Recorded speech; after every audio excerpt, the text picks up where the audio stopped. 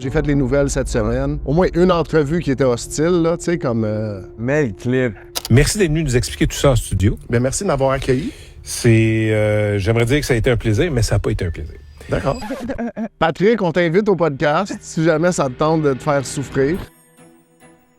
Quand tu regardes depuis l'année passée jusqu'à cette année, il y a beaucoup de changements. Ben, le plus grand changement, il est physique. Les deux, on a pris 15 livres. On est plus gros.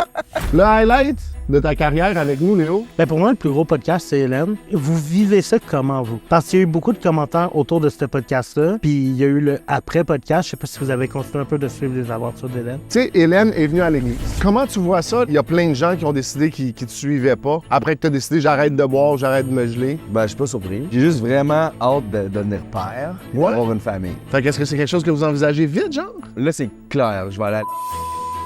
Ah ouais! Ça, Révélation, Ouais. choc! Pourquoi t'es déménagé chez nous? Parce que je voulais changer d'air. J'étais comme le condo de luxe à Brossard. Là, Léo, mentir, c'est un péché. J'arrêtais pas de le traiter de BS.